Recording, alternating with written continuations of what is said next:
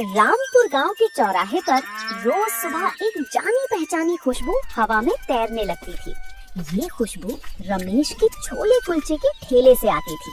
रमेश पिछले 5 सालों से इसी चौराहे पर अपना ठेला लगा रहा था।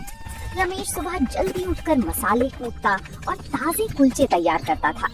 उसका काम ठीक ठाक चल जाता था, जिससे उसके घर का गुजारा आराम से हो जाता था।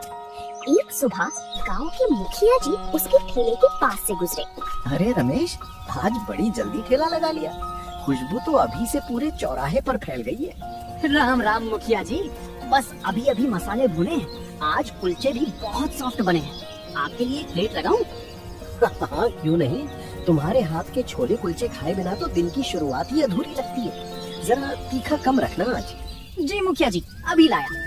रमेश ने फुर्ती से गरम गरम कुलचे सेके और मसालेदार छोले के साथ प्याज और हरी मिर्च रखकर मुखिया जी को दे दिए। तभी गांव का एक और ग्राहक सोहन भी वहां आ गया। रमेश भाई, मुझे भी एक प्लेट दे दो। परसों शहर गया था, वहाँ एक बड़े होटल में छोले कुलचे खाए, पर जो स्वाद तुम्हारे इस छोटे से ठेले पर है, वो उस बड़े होटल में कहाँ।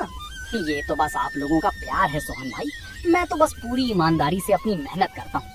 स्वाद तो ऊपर वाले की देन है। मेहनत तो तुम्हारी दिखती है रमेश, पर कभी सोचते नहीं कि इस गांव से निकलकर शहर में बड़ा ढाबा या दुकान खोलें, वहाँ कमाई दोगुनी होगी।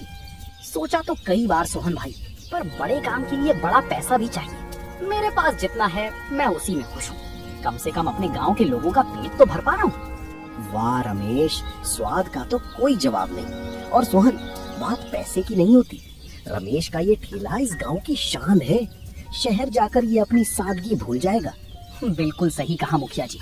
वैसे भी मेरा छोटा भाई सुरेश शहर की बहुत बड़ी कंपनी में बड़े पद पर काम करता है, और मुझे इस ठेले से जो सुकून मिलता है वो कहीं और नहीं मिलेगा। ऐसे ही दिन बीतते गए और एक दोपहर अचानक एक चमचमाती हुई बड़ी विदेशी कार चौराहे के पास आकर बंद हो गई। रमेश ने उत्सुकता से उस तरफ देखा। कार के अंदर से एक नौजवान लड़का उतरा। वो और कोई नहीं, रमेश का छोटा भाई सुरेश था, जिसके साथ उसके बॉस मिस्टर सिंघानिया भी थे। सुरेश, ये अचानक गाड़ी को क्या हो गया? हमें शाम तक शहर के क्लाइंट से मिलने पहुंचना था। सर, मुझे लगता है कि इंजन गर्म हो गया है। इस गांव के रास्ते बहुत खराब थे। मैं अभी मैकेनिक को फोन करता हूँ। सुरेश ने फोन निकाला, लेकिन गांव का इलाका होने के कारण नेटवर्क नहीं आ रहा था। वो और ज्यादा परेशान हो गया। तेरे की, यहाँ तो नेटवर्क भी नहीं है। सर, मुझे लगता है हमें यहाँ किसी से मदद मांगनी होगी। तभी रमेश की नजर सुरेश पर पड़ी। अपने सगे भाई को इतने दिनों बाद देखकर रमेश की खुशी का ठिकाना नहीं रहा। वो तुरंत अपना ठेला छोड़कर कार की तरफ गया। सुरेश, ओ सुरेश, तुम यहाँ? इतने दिनों बाद गांव आए और मुझे बताया भी नहीं। सुरेश ने जैसे ही रमेश को देखा तो उसका चेहरा एकदम सफेद पड़ गया। उसने तुरंत अपने बॉस की तरफ देखा, जो रमेश को बड़ी ध्यान से देख रहे थे। हे भगवान, ये भाई यहाँ क्या कर रहा है? अगर बॉस को पता चल गया कि मेरा भाई सड़क पर छोले कुलचे बेचता है, तो ऑफिस में मेरी क्या इज्जत रह जाएगी? लोग मेरा मजाक उड़ाएंगे। सुरेश, ये आदमी कौन है? क्या ये तुम्हें जानता है? नहीं सर, मैं इसे नहीं जानता। अरे भाई साहब, आप कौन हैं? मुझे लगता है आपको कोई गलतफहमी हुई है। मैं आपको नहीं जानता। रमेश अपनी जगह पर जम गया। उसकी आंखों में सगे भाई का ये बर्ताव देखकर आंसू आ गए। उसे यकीन नहीं हो रहा था कि ये वही सुरेश है जिसे उसने खुद पढ़ा लिखा कर शहर भेजा था। सुरेश, तुम ये क्या कह रहे हो?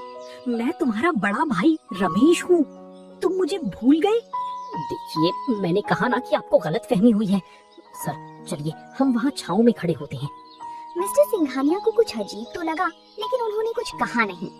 सुरेश अपने बॉस मिस्टर सिंघानिया को लेकर चौराहे के किनारे लगी एक पेड़ की छांव में आ गया। रमेश को समझ नहीं आ रहा था कि उसका छोटा भाई, जिसके लिए उसने अपनी पूरी जवानी लगा दी, आज उसे पहचानने से भी इनकार कर रहा था। तभी मिस्टर सिंघानिया को जोर की भूख लगी। दोपहर का समय था और शहर अभी बहुत दूर था। सुरेश, मैकेनिक को आने में समय लगेगा। मुझे बहुत तेज भूख लग रही है। सुबह से कुछ खाया भी नहीं है। सर, ये तो एक छोटा सा गांव है। यहाँ कोई बड़ा होटल या रेस्टोरेंट नहीं मिलेगा। आप थोड़ा रुकिए, मैं कहीं से बिस्किट का पैकेट ढूंढ कर लाता हूँ। अरे बिस्किट क्यों? वो देखो सामने उस ठेले से कितनी शानदार खुशबू आ रही है। छोले कुलचे का ठेला है ना वो? नहीं नहीं सर, आप वहाँ का मत खाइए। वो सड़क किनारे का खाना है, बहुत अनहाइजीनिक होगा, आपकी तबीयत खराब हो सकती है। अरे भाई मुझे कोई फर्क नहीं पड़ता, खुशबू इतनी लाजवाब है कि मुझसे रुका नहीं जा रहा। और देखो ठेला कितना साफ सुथरा है, चलो वहीं चलकर खाते हैं। मिस्टर सिंघानिया आगे बढ़ गए। सुरेश के पास उनके पीछे जाने के अलावा कोई रास्ता नहीं था। वो मन ही मन डर रहा था कि कहीं रमेश फिर से भाई भाई चिल्लाकर उसका भांडा ना फोड़ दे। भाई साहब, आपके छोले कुलचे की खुशबू ने तो दीवाना बना दिया। हमारे लिए 2 प्लेट बढ़िया से तैयार कर दो। जी बाबूजी, अभी लगाता हूँ। रमेश ने प्लेट में गर्मा गर्म कुलचे और मखमली मसालेदार छोले परोसे। ओह माय गॉड सुरेश, ये क्या स्वाद है। मैंने दिल्ली मुंबई के बड़े बड़े 5 स्टार होटलों में खाया है, पर ऐसा स्वाद आज तक नहीं चखा। अच्छा है सर, आप खाइए। वैसे भाई साहब आपका नाम क्या है? और ये बताइए कि इस छोले में आपने ऐसा कौन सा गुप्त मसाला डाला है जिसका स्वाद तो सीधे दिल में उतर गया?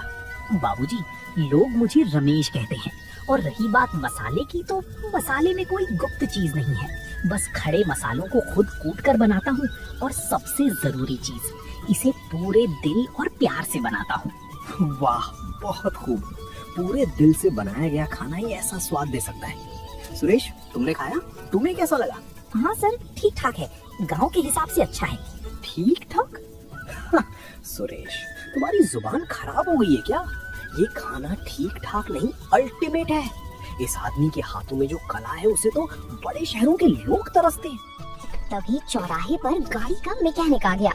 उसने गाड़ी को चेक किया और बताया कि गाड़ी ठीक होने में कम से कम 2 घंटे लगेंगे। चलो कोई बात नहीं, रमेश भाई के छोले कुलचे खाकर मेरा पेट और मन दोनों तृप्त हो गए। रमेश भाई, जरा 1 प्लेट और पैक कर दीजिए, हम रास्ते में खाएंगे। जी बाबूजी, अभी पैक कर देता हूँ। रमेश ने खाना पैक किया और मिस्टर सिंघानिया को दे दिया। कितने पैसे हुए रमेश भाई? बाबूजी, 3 प्लेट के 60 रुपए हुए। मिस्टर सिंघानिया ने जेब से 500 का नोट निकाला और रमेश की तरफ बढ़ा दिया। ये रखो रमेश भाई, तुम्हारे इस स्वाद की कीमत 60 रुपए नहीं, बहुत ज्यादा है। बाकी के पैसे तुम रख लो। माफ करना बाबूजी, मैं अपनी मेहनत की ही कीमत लेता हूँ, बख्शीश नहीं। मेरे 60 रुपए ही बनते हैं, आप मुझे उतने ही दे दीजिए। रमेश का ये स्वाभिमान देखकर मिस्टर सिंघानिया के दिल में उसके लिए इज्जत और बढ़ गई। सुरेश, देखो और सीखो, इसे कहते हैं असली इंसान। एक तरफ तुम लोग हो जो शहरों में रहकर थोड़े से पैसे के लिए अपनी सादगी बेच देते हो, और एक ये है, सच में रमेश भाई, आप कमाल के इंसान हैं। सुरेश गुस्से में उबल रहा था कि उसके बॉस एक मामूली ठेले वाले की इतनी तारीफ क्यों कर रहे थे। गाड़ी ठीक होने में अभी भी वक्त था, इसलिए मिस्टर सिंघानिया पास के एक चबूतरे पर बैठ गए। सुरेश उनके पास ही खड़ा था। तभी गांव का वही पुराना ग्राहक सोहन दोबारा रमेश के ठेले की तरफ आया। उसने जैसे ही पेड़ के नीचे सुरेश को देखा, उसकी आंखें खुशी से चमक उठी। अरे ये तो सुरेश है ना, रमेश भाई का छोटा भाई। अरे सुरेश, तुम कब आए शहर से? सोहन की आवाज सुनकर सुरेश के पैरों तले जमीन खिसक गई। अरे भाई साहब, आप कौन हैं? आपको कोई गलतफहमी हुई है, मेरा नाम सुरेश नहीं है। क्या बात कर रहे हो सुरेश, बचपन से तुम्हें इसी गांव की गलियों में देखा है। रमेश भाई ने अपनी दिन रात की कमाई तुम्हारे ऊपर लगा दी, तुम्हें शहर पढ़ाया लिखाया, और आज तुम अपने ही गांव के लोगों को भूल गए। रमेश भाई, देखो तुम्हारा भाई सुरेश आया है। मिस्टर सिंघानिया चबूतरे से उठकर खड़े हो गए। सुरेश, ये सब क्या बकवास है? ये आदमी क्या कह रहा है? नहीं सर, पता नहीं ये गांव वाले क्या कह रहे हैं, किसी को भी देखकर कुछ भी बोलने लगते हैं। मेरा इनसे कोई रिश्ता नहीं है। सुरेश, तुम मुझसे झूठ बोल रहे हो। तुम्हारी आंखें और तुम्हारी घबराहट साफ बता रही है कि दाल में कुछ काला है। तभी मिस्टर सिंघानिया खुद चलकर रमेश के ठेले के पास पहुँचे। सुरेश भी डरते डरते उनके पीछे पीछे आया। रमेश भाई, मैं आपसे सच जानना चाहता हूँ, क्या ये सुरेश आपका छोटा भाई है? मुझे सच सच बताइए। रमेश ने एक पल के लिए सुरेश की तरफ देखा। सुरेश की आंखों में डर था, पर उस डर के पीछे भी वही अहंकार और घमंड छुपा हुआ था। रमेश का दिल टूट चुका था, लेकिन वो अपने भाई का करियर बर्बाद नहीं करना चाहता था। नहीं बाबूजी, ये साहब सच कह रहे हैं। मैं तो एक मामूली ठेले वाला हूँ, भला इतने बड़े अफसर साहब मेरे भाई कैसे हो सकते हैं? इनसे मेरा कोई रिश्ता नहीं है। रमेश के मुंह से ये बात सुनकर सुरेश ने चैन की सांस ली। लेकिन मिस्टर सिंघानिया एक तजुर्बेकार इंसान थे। वे रमेश की आंखों के आंसू और उसकी आवाज का भारीपन भांप गए। सुरेश, मुझे तुम्हारी डिग्री पर और तुम्हारी इस बड़ी नौकरी पर शर्म आ रही है। तुम क्या सोचते हो कि मैं बेवकूफ हूँ? सर, मतलब। चुप रहो। रमेश भाई भले ही अपने भाई की इज्जत बचाने के लिए झूठ बोल रहे हो, लेकिन एक भाई का त्याग और दूसरे भाई का लालच साफ दिखाई दे रहा है। तुम इस बात से डर रहे थे ना कि ऑफिस में सबको पता चल जाएगा कि तुम्हारा भाई सड़क पर ठेला लगाता है। सुरेश का सिर शर्म से झुक गया। उसके पास बोलने के लिए कोई शब्द नहीं थे।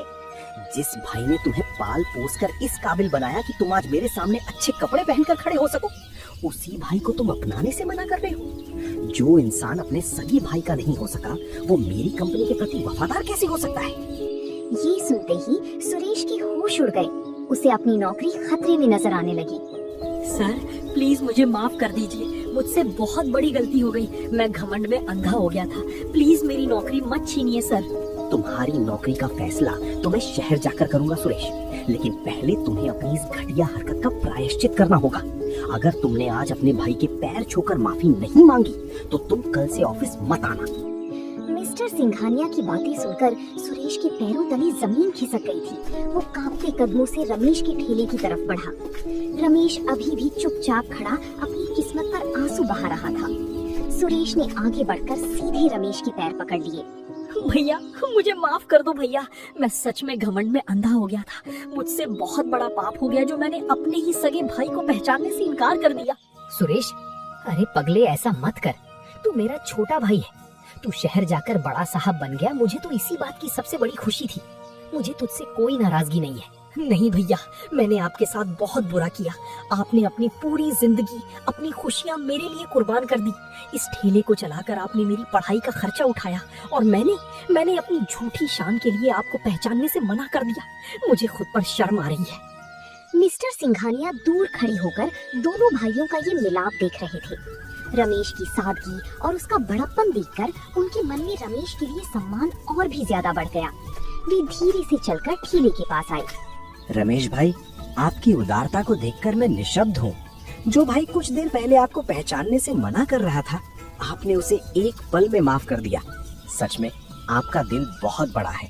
बाबूजी, ये छोटा है, ना समझ है। शहर की चकाचौंध में शायद थोड़े दिनों के लिए भटक गया था, पर है तो मेरा भाई ही ना। प्लीज बाबूजी, इसकी नौकरी मत छीनिए। इसने इसके लिए बहुत मेहनत की है। रमेश भाई, आपकी बात मैं टाल नहीं सकता, लेकिन सुरेश को ये बात हमेशा याद रखनी होगी कि कोई भी काम छोटा या बड़ा नहीं होता।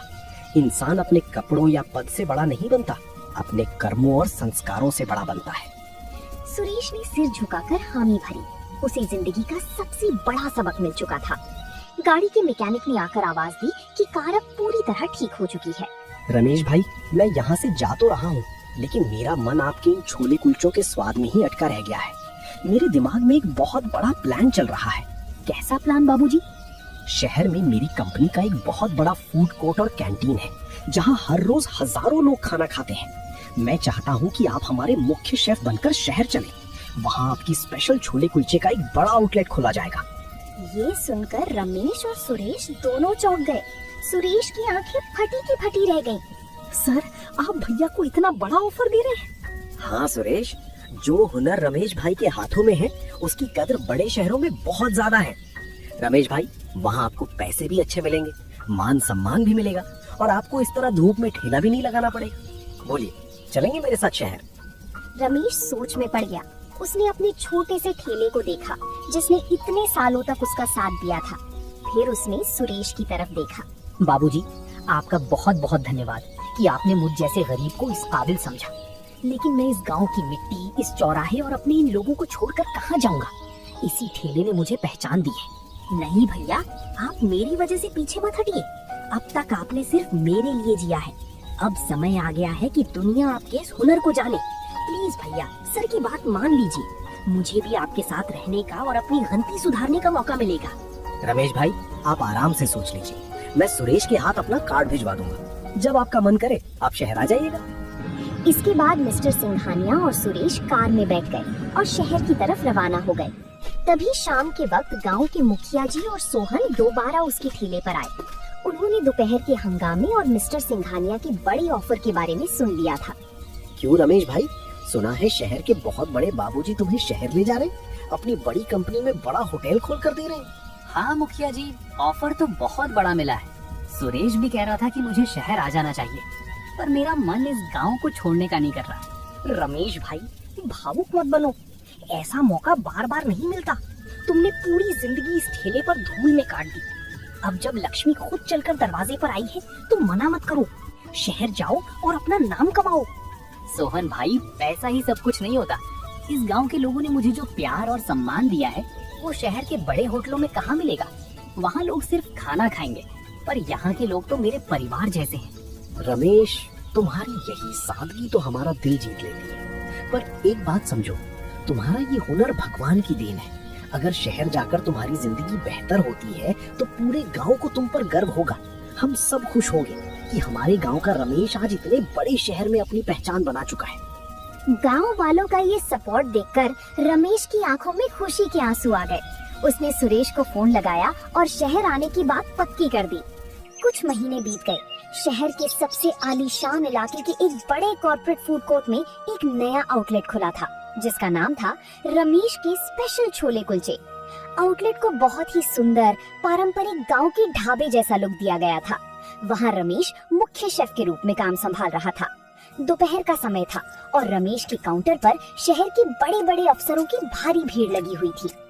अरे सुरेश, इस नए छोले कुलचे वाले काउंटर का स्वाद तो सचमुच लाजवाब है। पूरे शहर में इसके जैसा टेस्ट कहीं नहीं है। सुना है इसके मालिक तुम्हारे ही होम टाउन से? हाँ, बिल्कुल सही सुना तुमने। और सिर्फ मेरे होम टाउन से ही नहीं है, वो जो सामने काउंटर पर खड़े होकर सबको प्यार से खाना परोस रहे हैं ना, वो मेरी सगी बड़े भाई रमेश है। मुझे गर्व है कि मैं उनका भाई हूँ। सुरेश की बात सुनकर उसके साथियों ने रमेश की खूब तारीफ की। साथियों के जाने के बाद सुरेश काउंटर के पास गया। भैया, आज तो सारे रिकॉर्ड टूट गए। फूड कोर्ट में सबसे ज्यादा भीड़ आपके ही काउंटर पर है। मिस्टर सिंघानिया भी आपकी बहुत तारीफ कर रहे थे। ये सब ऊपर वाले का आशीर्वाद और गांव वालों की दुआएं हैं सुरेश।